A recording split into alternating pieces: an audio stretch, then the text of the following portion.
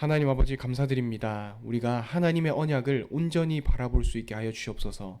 우리에게 하신 말씀, 우리에게 주신 언약 그대로 이루시는 하나님이시오니 우리가 생각대로, 우리의 판단대로 행동하고 생각하는 것이 아니라 하나님이 우리에게 주신 말씀을 근거로 하나님 우리에게 주신 그 언약을 바라보며 살아갈 수 있게 하시고, 우리의 판단의 근거가 그리고 생각의 시작이 하나님께로부터 또 하나님께 온전히 방향이 맞춰지는 하나님의 자녀들 될 수 있게 하여 주시옵소서. 살아계신 예수 그리스도 이름으로 기도드립니다. 아멘. 오늘 새벽에 함께 나누실 하나님 말씀은 창세기 26장 34절에서 27장 14절까지의 말씀을 가지고 가벼운 하나님의 언약이라는 제목으로 함께 말씀을 나누시겠습니다. 하나님의 언약을 기억하십니까? 우리에게 주신 하나님의 말씀, 또 우리에게 하나님이 어떠한 음성을 들려주셨는지를 우리는 생각해 보았으면 좋겠습니다. 하나님은 아브라함에게 말씀을 하셨습니다. 그 말씀 그대로 하나님은 20년, 30년이 지난 그 오랜 기간 동안 말씀을 이루어 가셨습니다. 결국 아브라함에게 하나님께서는 말씀하신 그대로 언약을 성취하시고 말씀하신 그대로 아브라함의 일평생을 인도하셨습니다. 하나님께서는 우리에게는 어떠한 말씀을 주십니까? 우리에게는 어떠한 언약을 주십니까? 그 말씀과 언약 가운데에서 우리는 우리의 생각이 앞서는지, 또는 우리가 하나님의 말씀을 거스르고 하나님의 말씀과 앞서서 나가고 있지는 않은지 한번 점검해 보았으면 좋겠습니다. 우리는 하나님께서 우리에게 말씀하신 대로, 하나님께서 우리에게 어떠한 언약을 주셨는가 그것대로 바라보며 따라가야 합니다. 왜냐하면 하나님께서는 언약대로 인도하시고 우리를 하나님의 말씀에 근거해서 가장 좋은 길로 이끌어 가시는 분이기 때문입니다. 그래서 우린 오늘도 우리의 생각이 아닌, 우리의 판단이 아닌 하나님이 우리에게 어떠한 말씀을 주셨는지, 하나님 우리에게 어떠한 음성을 들려주셨는지를 세밀히 바라보며 그 방향을 나아가야 하는 것입니다. 오늘의 본문 말씀은 이삭이 나이가 많아서 늙었다고 되어 있습니다. 그래서 이제 죽기 직전에 맏아들 에서를 축복하려고 하는 장면이 오늘의 본문 말씀이 되겠습니다. 이삭이 늙었습니다. 그런데 이삭의 일생은 평통한 인생을 살았습니다.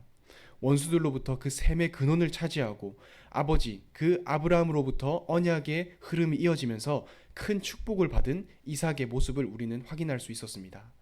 이삭은 형통한 축복을 받았고 원수들로부터 싸우지 않고도 셈의 근원을 차지하는 형통한 그 축복을 하나님께로부터 받았습니다. 그 가운데 우리는 오늘 본문을 통해 이삭의 마지막 행동, 마지막으로 이삭이 죽기 전에 어떠한 행동을 하는지를 함께 보시면서 우리 자신의 모습을 한번 돌아봐야 하겠습니다. 첫 번째로 볼 수 있는 것은 이삭이 에서를 축복하려 하다는 것입니다. 4절에 보면 이삭이 아들, 그 맏아들이었던 에서를 축복하려 했습니다. 나를 위해서 별미를 가져오라 이렇게 말합니다. 그런데 하나님께서 뭐라고 하셨는지 우리는 기억해 봐야 합니다. 창세기 25장 23절에 그 에서와 야곱이 태어날 것을 하나님께서는 말씀하시면서 큰 자가 어린 자를 섬길 것이다 라고 말씀하셨습니다. 하나님께서는 이삭의 두 아들인 야곱과 에서의 탄생, 그리고 야곱과 에서의 일생을 미리 예언하시면서 큰 자가 작은 자를 섬길 것이다 라고 말씀하시면서 그 에서보다 야곱에게 언약의 주도권이 있으며 야곱을 통해서 이스라엘의 역사가 전개될 것이라는 약속을 이미 주셨습니다. 그런데 왜 이삭은 야곱이 아닌 에서에게 축복을 하려고 했던 것일까요? 오늘 본문에서 그 아버지였던 이삭은 야곱이 아니라 에서, 그 맏아들이었던 에서를 불러서 축복하려고 했습니다. 하나님은 야곱에게 그 언약의 주도권이 있으며 야곱을 통해서 역사가 성취될 것이라고 미리 말씀을 하셨는데, 분명히 그 어머니 리브가에게 그리고 아버지 이삭에게 말씀을 하셨는데 왜 이 이삭은 작은 아들이 아닌 큰 아들 에서에게 축복을 하려고 했던 것일까요? 그것은 바로 하나님의 뜻과는 어긋나는 이삭의 행동이었다는 것을 우리는 알 수 있습니다. 하나님의 관심은 야곱에게 있었습니다. 하나님의 축복의 대상은 바로 야곱이었습니다. 하지만 그 이삭의 축복의 대상, 이삭의 집중의 대상은 야곱이 아니라 큰 아들 에서였던 것입니다. 하나님의 뜻을 따른다면 야곱에게 축복을 하는 것이 맞았지만, 하지만 그 아버지 이삭은 야곱이 아닌 큰아들 에서에게 축복하려고 했던 것이죠. 하나님은 야곱에게 복을 되게 한다, 야곱에게 축복을 주겠다라고 했는데 하나님의 뜻과는 어긋나는 이삭의 행동, 이삭의 의도를 우리는 볼 수 있습니다. 하나님의 뜻과는 어긋나는 아버지 이삭의 복을 내리려고 하는 행동, 그것을 보면서 우리는 우리의 선택과 판단이 하나님의 뜻에 맞는 방향으로 이루어지고 있는지를 한번 점검해 보았으면 좋겠습니다. 하나님이 우리를 인도하게 나가시는 과정, 그리고 하나님이 우리에게 들려주시는 음성과 우리가 하는 행동, 또 우리가 하는 생각이 방향이 맞는지, 그리고 하나님께서 과연 기뻐하시는 방향인지를 한번 점검해 보았으면 좋겠습니다. 이삭은 너무나 당연하게 생각했을 수도 있습니다. 그 에서가 나의 맏아들이기 때문에 당연히 축복을 할 수 있는 것 아니냐라고 생각할 수 있겠지만, 하나님은 분명히 그 에서와 야곱의 일생을 말씀하시면서 큰 자가 작은 자를 섬길 것이고 그 작은 자 야곱을 통해서 하나님의 역사를 이루실 것이라고 말씀하셨습니다. 우리는 우리의 생각 가운데서도 당연한 것이 아니라, 합당한 것이 아니라 하나님이 우리에게 어떠한 말씀을 하시고 우리에게 어떠한 약속을 주셨는지가 우리의 판단의 근거, 그리고 행동의 시작, 그 원천이 되어야 하는 것을 분명히 기억해야 할 것입니다. 하나님보다 앞서지 않고 하나님의 뜻과 하나님의 계획에 먼저 우리는 중심을 두어야 합니다. 당연한 것이 아니라, 마땅한 것이 아니라 하나님이 우리에게 어떠한 말씀을 주셨고 과연 나의 이 행동과 나의 생각으로 인해서 하나님이 기뻐하시는지, 또 하나님이 합당하게 보시는지가 우리의 판단과 생각의 근거가 되어야 할 것입니다. 우리가 행동하는 것, 또 우리가 판단하는 것, 그 근거는 하나님의 뜻에 있어야 합니다. 하나님의 인도하심과 우리를 어느 방향으로 이끌어 가시고 우리에게 어떠한 말씀을 주셨는가가 우리가 바라보아야 할 그 중심이 되는 것입니다. 그렇다면 그 아버지 이삭이 복을 주려고 했던 큰아들 에서는 어떤 사람이었을까요? 단순히 맏아들이기 때문에 그 이삭은 자신의 맏아들 에서에게 축복을 주려고 했지만, 그 맏아들 에서는 어떤 사람이었을까요? 큰아들 에서는 언약을 경시한 사람이었습니다. 언약을 아주 가볍게 여긴 사람이었습니다. 하나님으로부터 나오는 것, 하나님의 말씀과 하나님의 인도를 무겁게 여기지 않고 가볍게 여기는 사람이 바로 그 큰아들 에서였습니다. 우리가 전에 보았을 때 창세기 25장 17절에서 34절에 보면 자신의 장자권을 그 동생이었던 야곱에게 팔았던 모습을 우리는 기억할 수 있습니다. 또 26장 34절과 35절에 보면 오늘 본문이죠, 이방 아내를 자신의 아내로 맞이했다는 것도 볼 수 있습니다. 그 이삭은 자신의 아내를, 리브가를 자신의 고향으로 돌아가서 언약적 관계를 맺기 위해서 혼인을 했지만, 그 맏아들 에서는 언약을 경시하고 자기 아버지가 언약의 대를 이어가려고 했던 것과 반대로 이방 아내를 자신의 아내로 맞이했던 것입니다.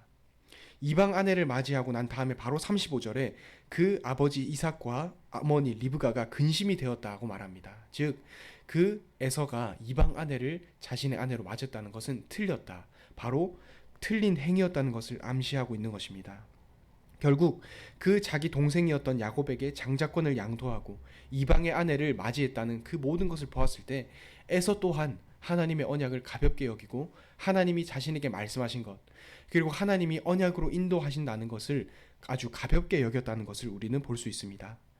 결국 그 아버지 이삭과 아들 에서 모두 하나님의 뜻과 그 언약을 가볍게 여겼다는 것을 우리는 알 수 있습니다. 하나님이 주신 언약대로, 그리고 하나님이 우리에게 어떠한 방향으로 인도하시는지 우리는 세밀히 집중해야 합니다. 이삭이 그 에서를 축복하는 것은 하나님의 언약과 하나님의 뜻과는 반대되는 것이었습니다. 그리고 그 맏아들이었던 에서가 하는 모든 행동도 하나님이 보실 때 흡족하지 않은 것이었습니다. 이방의 아내를 아내로 맞이하고 또 자신의 장자권, 하나님이 축복하셨던 그 장자권을 야곱에게 양도하는 그 모습을 볼 때 우리는 우리 자신이 하나님이 우리에게 주신 언약, 하나님이 우리에게 주신 말씀을 가볍게 여기고 있지는 않는지, 우리 마음속에 변화를 일으키는 그 정도까지 미치지 않지는 않는지 한번 점검해 볼 필요가 있을 것 같습니다. 우리는 하나님의 말씀을 따라야 합니다. 하나님의 말씀에 신뢰해야 합니다. 하나님은 우리를 말씀하신 그대로, 또 언약하신 그대로 이끌어 가시는 하나님입니다. 하지만 우리는 시시때때로 우리의 현장에서 많은 말들을 들으며 또 많은 현장들이 있으며 그 많은 상황들 가운데에서 다른 곳으로 시선을 돌리기도 합니다. 그러면서 하나님의 말씀을 들은 것과는 별개로 여기에 귀가 속하기도 하고 또 다른 말에 귀가 혹하기도 합니다. 하지만 그 가운데서 우리가 변함없이 바라보아야 할 것은 하나님이 우리에게 어떠한 말씀을 주셨는가 하는 것입니다. 현실은 커 보이기도 하고 작아 보이기도 하고 변하기도 하지만 하나님은 변함없는 말씀으로 우리를 이끌어 가시는 하나님이십니다. 그렇기 때문에 우리는 하나님의 언약을 무겁게 여기고 하나님 우리에게 하신 그 말씀 그대로 바라보며 말씀을 따라서 가야 합니다. 하나님의 언약, 하나님이 우리에게 주신 말씀을 우리는 기억해야 합니다. 하나님 우리에게 어떠한 말씀을 주셨습니까? 어떠한 음성을 들려주셨습니까?